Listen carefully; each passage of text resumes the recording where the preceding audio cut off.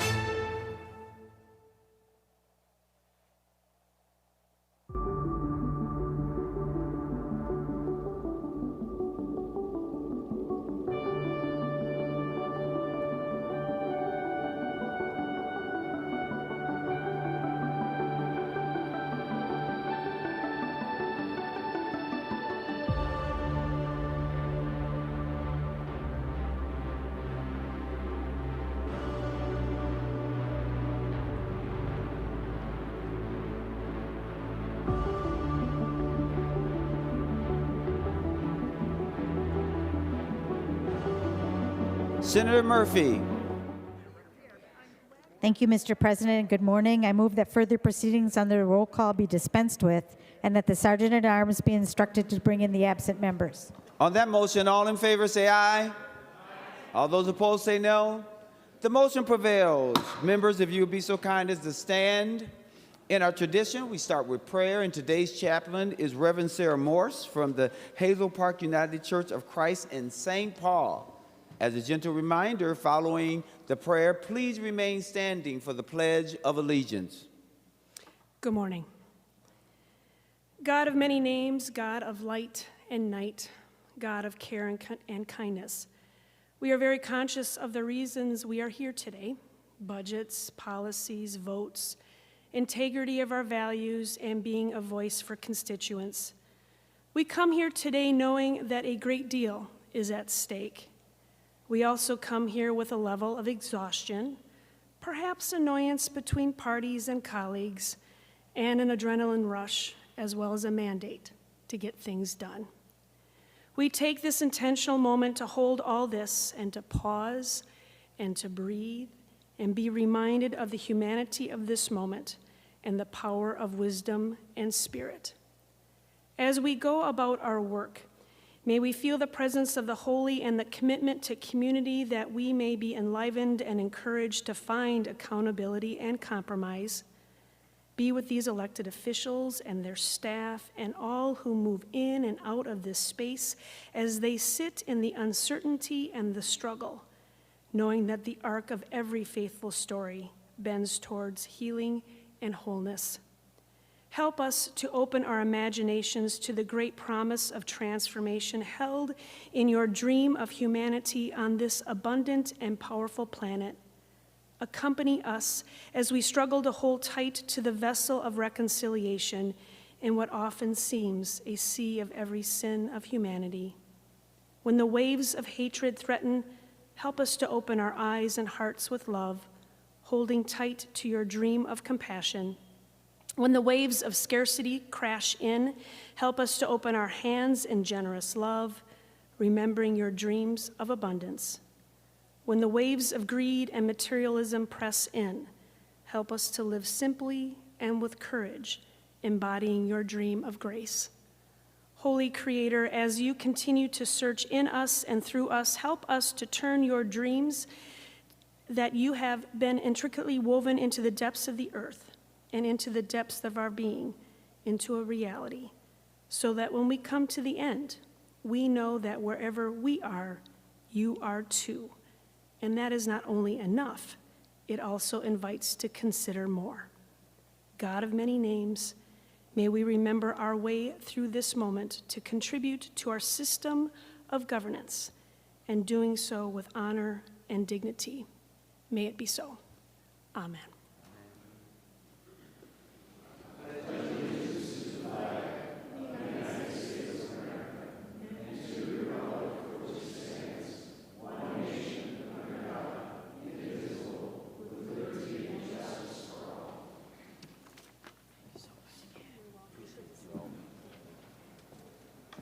Thank you, members. The Secretary will take the roll. Abler, Anderson, Barr, Bolden, Carlson, Champion, Clark, Coleman, Swadzinski, Dames, Dibble, Dornick, Draheim, Drazkowski, Duckworth, Farnsworth, Fateh, Frentz, Green, Grunhagen, Gustafson, Hochschild, Herr, Heinzman, Hoffman, Housley, Howe, Jasinski, Johnson, Johnson-Stewart, Klein, Curran, Kroon, Kunish, Kupik, Lang, Latz, Liskey, Limmer, Lucero, Mann, Marty, Matthews, Mayquaid, McEwen, Miller, Mitchell, Mohammed, Murphy, Nelson, Umuver-Baton, Pappas, Pa, Port, Pratt, Putnam, Rarick, Rasmussen, Rest, Seeberger, Utke, Weber, Wiesenberg, Westland, Westrom, Wickland, Zhang.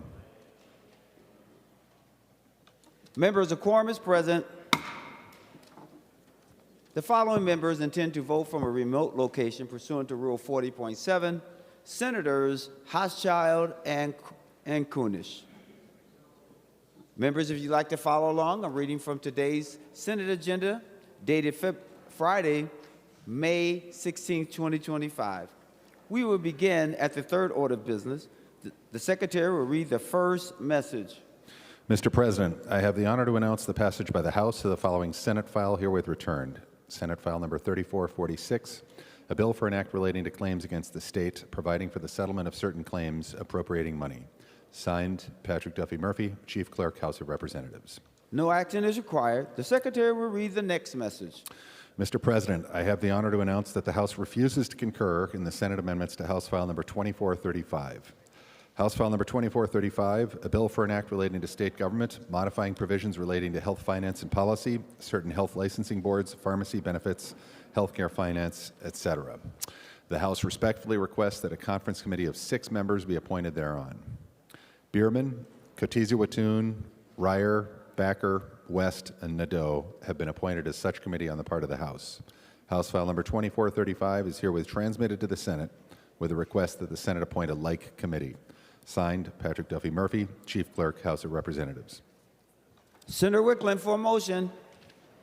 Thank you, Mr. President. I move that the Senate accede to the request of the House for a conference committee on House File number 2435, and that a conference committee of 3 members be appointed by the Subcommittee on Conference Committees on the part of the Senate to act with a like conference committee appointed on the part of the House. On that motion, all in favor say aye. Mr. President. Oh, Senator Rasmussen. Thank you, Mr. President. I do just want to draw members' attention to our joint rules. And in our joint rules under 2.06, it states that a conference committee should have 3 to 5 conferees from each body. And this is one of several conference committees that we've seen coming from the House appointing 6 conferees, which is in violation of our joint rules in our joint rule 2.06. And so, Mr. President, I don't think that we should allow the House to have 6 conferees unless we adopt new joint rules. And again, I asked for a copy of the joint rules. I opened it up to 2.06, and it doesn't allow for 6 conferees. Yet here, the motion before the body would be accepting 6 conferees coming over from the House. And so I just wanted to raise that concern, Mr. Chair, that this conference committee does not fit our joint rules. Members, any other discussion before we vote? Seeing none, to the motion, all in favor say aye. All those opposed say no. The motion prevails. There's a message to read at the desk. The Secretary will read the message. Mr. President, I have the honor to announce the passage by the House of the following House files herewith transmitted. House File number 2464, signed Patrick Duffy Murphy, Chief Clerk, House of Representatives. Members, no action is required. The next order of business is the fourth order of business, which is first reading of House bills. The Secretary will give the bills their first reading. House File number 2464, a bill for an act relating to state government, modifying certain health and licensing provisions. House File number 2464 is referred to the Committee on Rules and Administration for comparison with Senate File number 2990, now on general orders. Members, we will now proceed to the fifth order of business, which is reports of committees. There are 2 committee reports to read at the desk. The Secretary will read the reports. Senator Murphy from the Committee on Rules and Administration, to which was referred Senate File number 3515, a bill for an act relating to legislative enactments, correcting miscellaneous oversights, inconsistencies, ambiguities, unintended results, and technical errors, reports the same back with the recommendation that the bill do pass. And Senator Murphy from the Committee on Rules and Administration, to which was referred under Senate Concurrent Resolution number 4, together with the committee report thereon, Senate File number 2884, a bill for an act relating to retirement, making administrative changes to statutes governing the retirement plans administered by the Minnesota State Retirement System. Reports the same back with a recommendation that the provisions of Senate Concurrent Resolution number 4 be suspended for all further proceedings on Senate File number 2884, and that the report from the Committee on State and Local Government, shown in the Journal for May 14th, 2025, be adopted. That committee recommendation being the bill be amended, and when so amended, the bill do pass and be re-referred to the Committee on Finance. Senator Murphy for a motion to adopt. Mr. President, I move that the committee reports read by the Secretary be adopted. On that motion, all in favor say aye. All those opposed say no. The motion prevails. Members will proceed to the sixth order of business, which is second reading of Senate bills. The Secretary will read the Senate file number. Senate file number 3515. The Senate file has been given its second reading. Now proceeding to the eighth order of business, which is introduction and first reading of Senate bills. The bills listed on today's introduction calendar are given their first reading and referred as indicated. Moving to the ninth order of business is motions and resolutions. We will adopt the author's motion as one motion. All in favor say aye. All those opposed say no. The motion prevails. Remaining under motions and resolutions, Senator Murphy for a motion to designate special orders. Thank you, Mr. President. Pursuant to Rule 26, I designate the following bills be made special orders for immediate consideration. The list is on your desk, member. That is correct. The special orders list is on your desk, and we will begin with House File 3228. Senator McEwen. Thank you very much, Mr. President. I'm very pleased today to present House File 3238, which is the Workers' Compensation Advisory Council Bill for 2025. The Workers' Compensation Advisory Council has 12 voting members, 6 representing organized labor and workers, and 6 representing Minnesota businesses. The Council addresses issues and recommends legislation pertaining to workers' compensation. The Council only adopts recommendations by a majority vote of employer representatives and employee representatives on a given proposal. The provisions included in the bill before us today, members, are connected to combating workers' compensation fraud and the abuse of zero exposure policies. They were first brought to the Council by the North Central States Regional Council of Carpenters and Labor Partners, and were developed in consultation with the Insurance Federation of Minnesota. The provisions have been negotiated with industry representatives on the Council and are strongly supported by employee representatives. And I would, members, note on your desks we have distributed a letter from the members, both the Commissioner of the Department of Labor and Industry, who serves as the chair of the Workers' Compensation Advisory Council, as well as the President and CEO of the Minnesota Chamber of Commerce and the President of the Minnesota AFL-CIO, all in support strongly of the bill before us today. The bill builds upon work to combat worker misclassification fraud in Minnesota by adding enforcement tools and requirements related to misuse of zero exposure policies, which have become a tool for businesses to avoid providing required workers' compensation insurance coverage to their employees and allow for those businesses to cut costs and underbid businesses that are following the law. Other provisions in the bill make technical and clarifying changes to the workers' compensation laws, including to definitions related to direct support services workers and the definition of a corporate executive officer for insurance purposes. In summary, members, this bill represents very good compromise and hard work done on the part of the members of this council to make important improvements to our workers' compensation laws to protect Minnesota workers and support our businesses that are doing things the right way. And with that, members, I ask for your support of House File 3228. Thank you. Senator Dornick. Thank you, Mr. President, and thank you, Senator McEwen, for bringing this bill forward. As she said, this is a great example of working together to solve problems in a bipartisan way. And so I just want to also just thank the 12 members. As she said, there's 6 from organized labor and 6 from business, and the hard work they do to come to the bipartisan solutions here. And also I want to just give the legislative liaisons that serve to Senator McEwen, Senator Utke, Representative Baker, Representative Berg, and then Commissioner Bliesenbach that serves as the chair. So again, I support this bill also. I ask for a green vote, and I encourage members to vote green. Thank you, Mr. President. Any other discussion before we give the bill its third reading? Seeing none, the Secretary will give the bill its third reading. House File Number 3228, a bill for an act relating to workers' compensation, adopting recommendations from the Workers' Compensation Advisory Council. Third reading. Any other discussion? Any other words before final passage? Senator McEwen.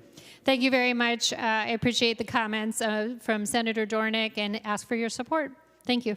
The Secretary will take the roll on final passage of House File 3228.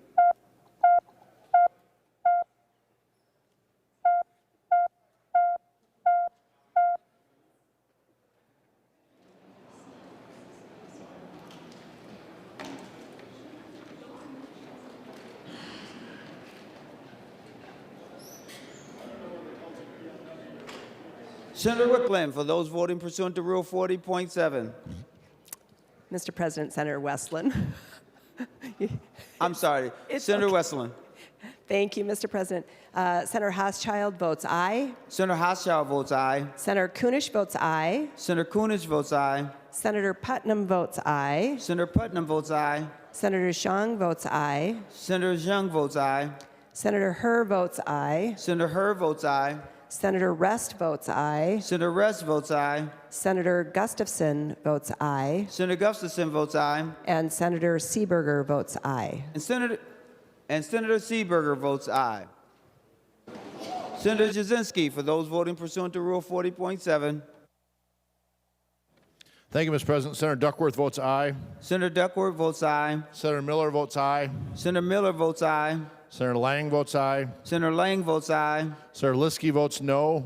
Senator Liskey votes no. Senator Weber votes aye. Senator Weber votes aye. Senator Housley votes aye. Senator Housley votes aye. Mr. President. Senator Westland. Thank you, Mr. President. I do have a few more. Senator Latz votes aye. Senator Latz votes aye. And Senator Umu Verbatim votes aye. Senator Umu Verbatim votes aye. And lastly, Senator Clark votes aye. And Senator Clark votes aye.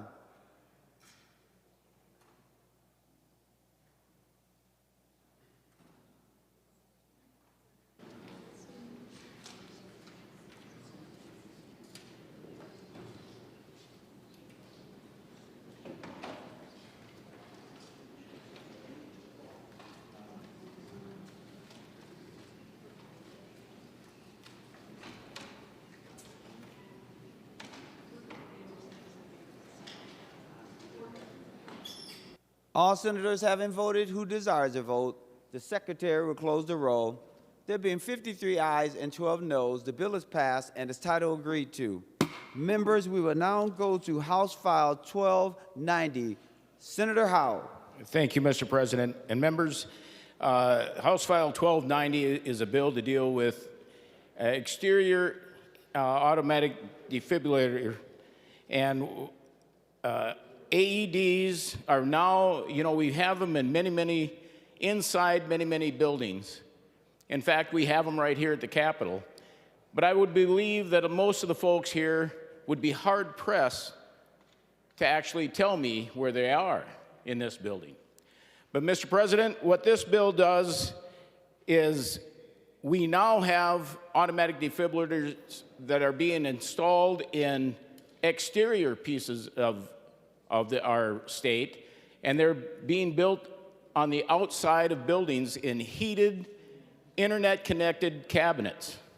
So, it's great that you can get to an AED when businesses are open for business, normal business hours, but what happens when your cardiac emergency happens and you're not during business hours? That's where these cabinets and these AEDs become essential to be on the exterior building so you have access to them 24/7. So that's what's going on, but what we found is we've been putting up signs directing people to these exterior AEDs on city streets and county roads. Where we've come into a problem is when we try to put these signs up on state highways and we're not able to put them up. This bill will allow us to put those signs up directing people to these life-saving devices on our state roads. And with that, Mr. President, I'd like to offer the A2 amendment to House File 1290. Senator Howe offers the A2 amendment. The Secretary will report the A2 amendment. Senator Howe moves to amend House File number 1290 as follows. Page 2, line 1, after signage, insert. This is the A2 amendment. Senator Howe to your A2 amendment. Thank you, Mr. President. And the A2 amendment is really a technical amendment, but it actually gives the Department of Transportation, MnDOT, a little bit more flexibility on where they put these signs and what the signs need to look like. So I ask for your support for the A2 amendment. Thank you, Mr. President. Any other discussion on the A2 amendment? Seeing none, all in favor say aye. All those opposed say no. The motion prevails and the A2 is adopted. Any other discussion before we go to third reading on House File 1290? Seeing none, the Secretary will give the bill its third reading. House File number 1290, a bill for an act relating to transportation, authorizing roadside signage for automatic external defibrillators for qualifying locations. Third reading. Any other discussion before we vote? Senator Dibble. Thank you, Mr. President. I just wanted to express my gratitude to Senator Howe for working on this matter. We did hear this in the Transportation Committee, had a good discussion. It went on to its next committee stop. I know that he made some amendments there that were responsive to the conversation we had in Transportation. And then further, as reflected in the A2, some more changes that were made in response to conversation with our Department of Transportation and others. This, of course, will be an important change that will improve the lives of Minnesotans, as Senator Howe described. It'll make sure that those who are moving out and about and need an AED, which you need really, really fast when you need one, or someone you're with needs one, and to be able to find where one is, would be a very, very important thing to do. So I appreciate this positive change, and I support this bill. Thank you, Mr. President. Senator Pratt. Thank you, Mr. President. I want to thank Senator Howe for bringing this bill as well. Members, we all remember watching Monday Night Football and watching Damar Hamlin go down, and his life was saved by one of these portable AEDs that wasn't inside a building. It happened to be in a stadium. But we also have family members and friends that are outside that are succumbing to sudden cardiac arrest. You know, I think of two young athletes that I've been working with their families, one from Apple Valley, the Patrick Schoonover family, and then one from Prior Lake, the Curtis Lemaire family. Both these young men could have been saved had an AED been more accessible. I'm also proud that Shakopee Schools has become the very first school district to be classified as a heart-safe school district. And I think Senator Howe's bill continues to go along the lines of helping us save these lives as we move along. So I encourage all members to vote yes. I think this is a small bill, but a very important bill for keeping Minnesotans healthy and alive. Thank you, Mr. President. Senator Johnson Stewart. Thank you, Mr. President, and thank you, Senator Howe. This is a great idea. I also appreciate that Senator Howe has worked with the DOT to make sure that these signs will meet all the standards for size and visibility, and that also will be placed in ways that are efficient. For anybody who's not really sure what this is, these are very similar to when you are low on gas, and there's nothing more welcome than a gas sign at the base of an exit ramp, or even directing you off an exit ramp. So without question, Senator Howe, this will save lives, and I'm really proud to vote yes, and I encourage my colleagues to do so as well. Thank you. Any other discussion before we go to final passage? Senator Nelson. Thank you, Mr. President. Thank you, Senator Howe. I'm also glad to support this AED sign allowance on roads. We know that AEDs are life-saving. Many of us in this chamber have worked to make sure AED training is offered in our schools.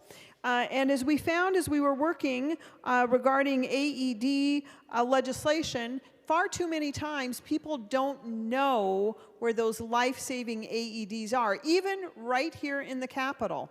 Although signage is much better now. But you can imagine traveling on roads that, in places where you haven't been before and needing that life-saving AED and knowing where it is, and knowing so in an immediate emergency is a life-saving piece. So this is a great piece of legislation. Thank you, Senator Howe, for bringing this. I do hope we see all green votes on this life-saving AED legislation. Last but certainly not least, Senator Howe, before we vote for final passage. Thank you, Mr. President. And just so people know where the AEDs are in this nice Capitol building of ours, it's in that northwest stairwell where we usually come up from the basement tunnel area to come up. It's in that elevator lobby right there. That's the only ones I could find. So I'm sure the Sergeant at Arms know where they all are. This bill will help us find those AEDs that are out there in our communities. Thank you, Mr. President. Please vote green. The Secretary will take the roll on final passage as amended to House File 1290.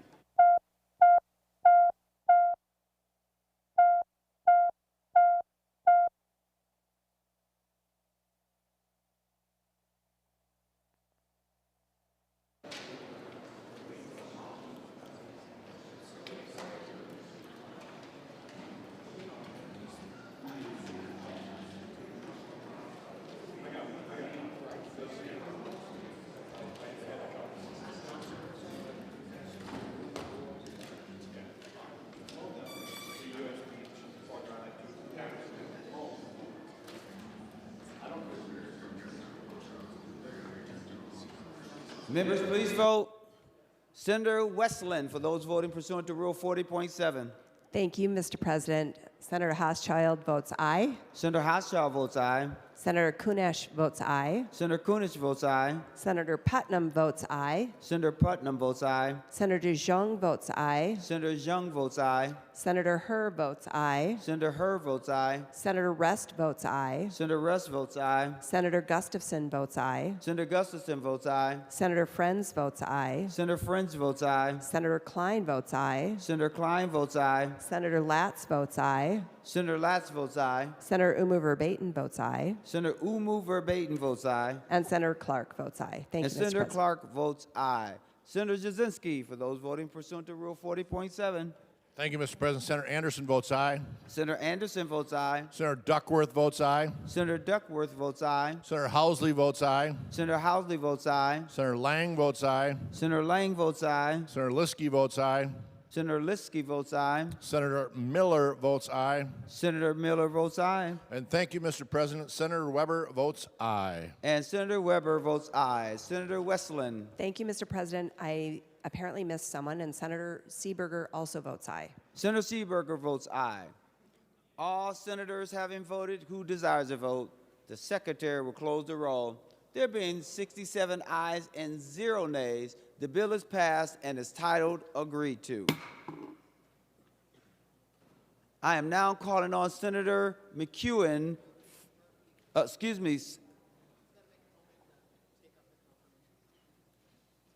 Senator McEwen, before you do that, we have to call on Senator Murphy for a motion. So we are remaining under motions and resolutions. Senator Murphy for a motion.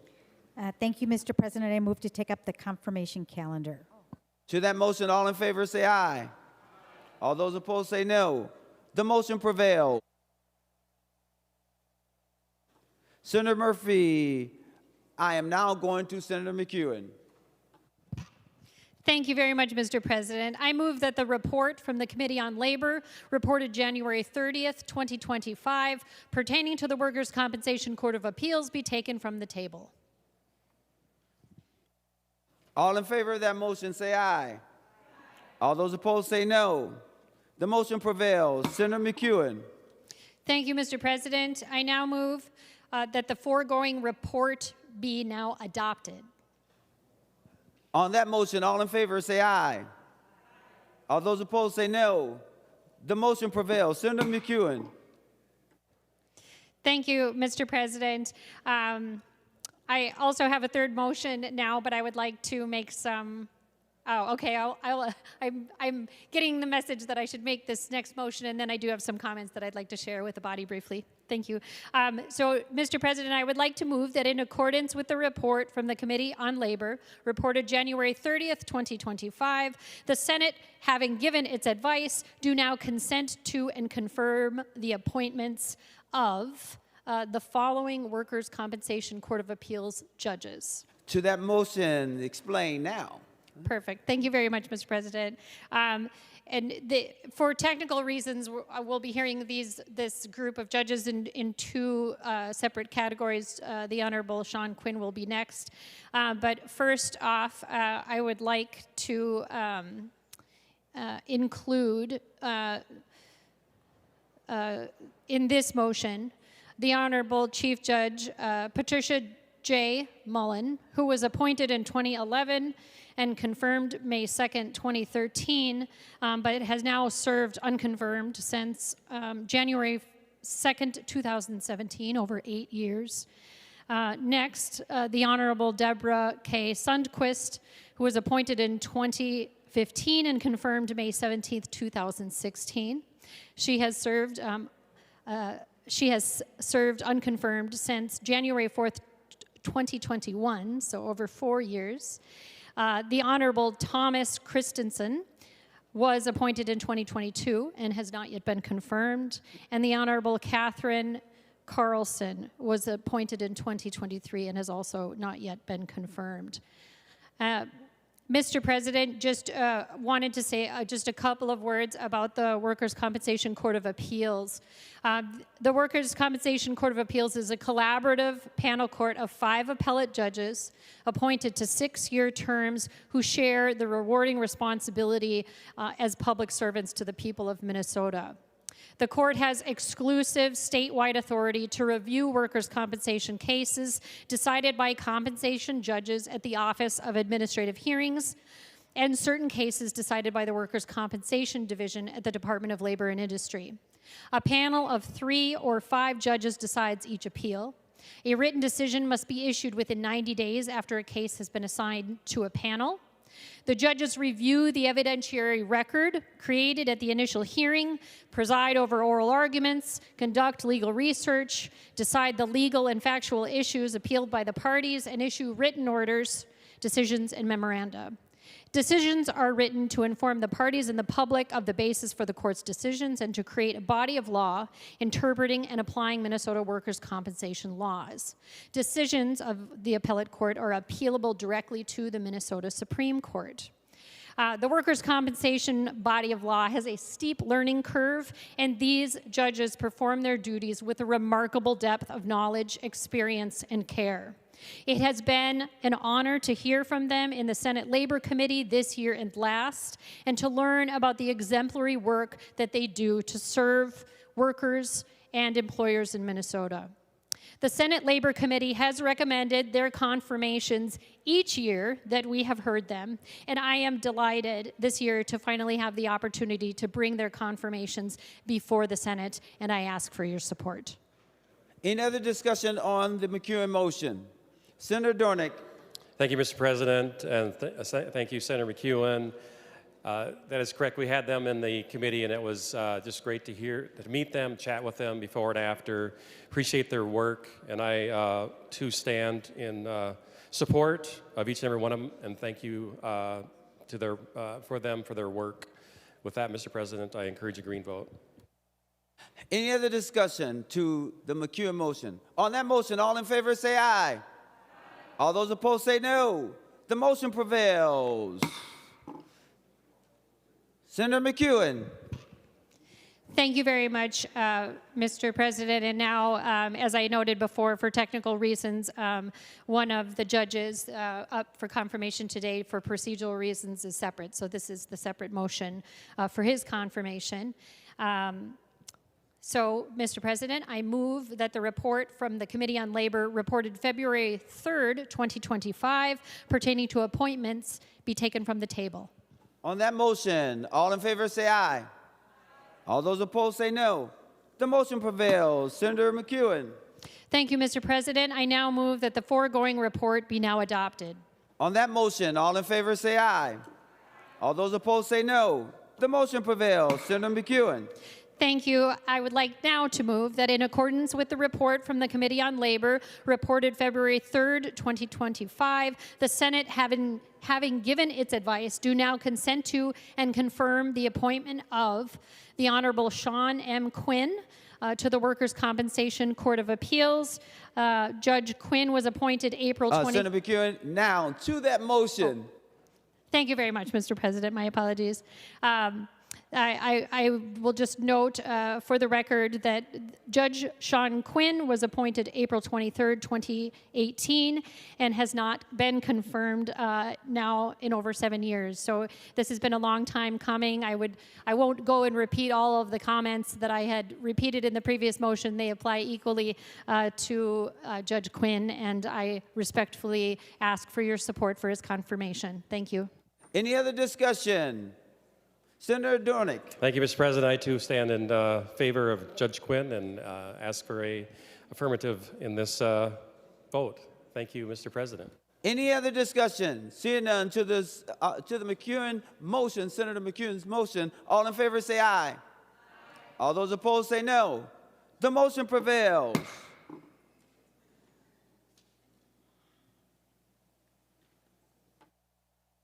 Pursuant to Rule 12.5, Senator Putnam moved that the following members be excused for a conference committee on Senate File Number 1959 at 11 a.m. Senators Putnam, Gustafson, and Anderson. Now we'll go to Senator Latz. Mr. President, members, I move that the appointment of Notaries Public received March 6, 2025 be taken from the table. On that motion, all in favor say aye. All those opposed say no. The motion prevails. Senator Latz. Mr. President, I move that the Senate do now consent to and confirm the appointments of the Notaries Public. To that motion, if you would speak. Mr. President, members, the front desk has a long list, a big stack of names of Notaries Public in the state of Minnesota. They are required to be confirmed as official appointments of the state in order to notarize documents. I'm not aware of anyone in the list that is controversial in terms of their credibility for being a notary public, and I ask for your support. Any other discussion on the Latz motion? Seeing none, all in favor say aye. All those opposed say no. The motion prevails. Members, we will now proceed. Hold on one moment.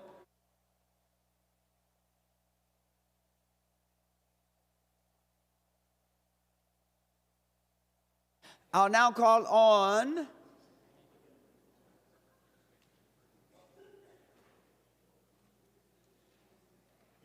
members, give us a moment.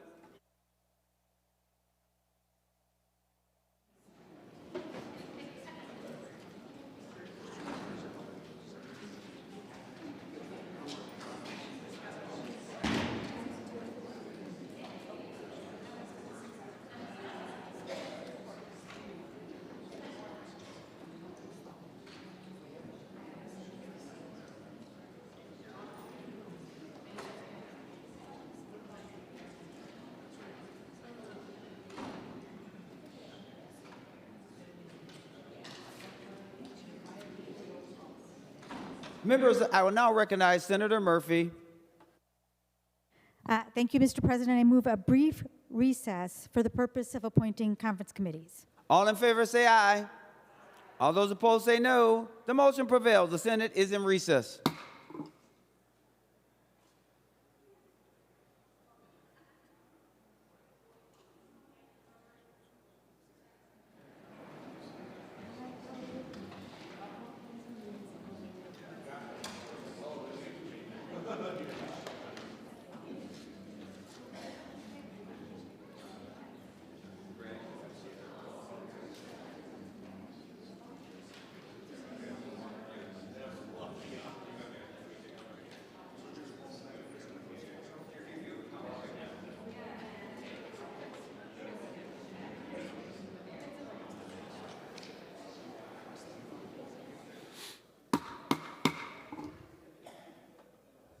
The Senate will come to order. Senator Murphy. Mr. President, is there a privileged report at the desk? There is a privileged report at the desk. The secretary will read the report.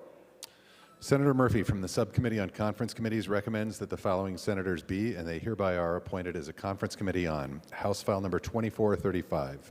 Senators Wicklund, Mann, and Utke. Senator Murphy moves that the foregoing appointments be approved. To that motion, all in favor say aye. All those opposed say no. Those opposed who did not say no, and those who said aye, the motion prevails. Senator Murphy for a motion to recess. Thank you, Mr. President. I move the Senate recess to the call of the President. We're going to come back with a small crew just to take up messages from the House. On that motion, all in favor say aye. All those opposed say no. The motion prevails and the Senate is in recess to the call of the President. But, Senator Pappas, we didn't go to the 13th order of business, which is why I didn't do it. But members, will you just hold for a moment? Senator Pappas has an announcement. Thank you, Mr. President. I probably won't be here later when you do that, so I appreciate you allowing me to do this. I just rise to speak briefly to Senate Resolution 36. Members, it's my pleasure to recognize a doctor and former constituent of mine, Dr. Tori Barr, an internal medicine pediatrics physician recognized for her dedication to medically complex children and their families by providing holistic coordinated care. Copic Insurance and the Minnesota Medical Association recognized Dr. Barr as the 2024 Copic Humanitarian Award recipient.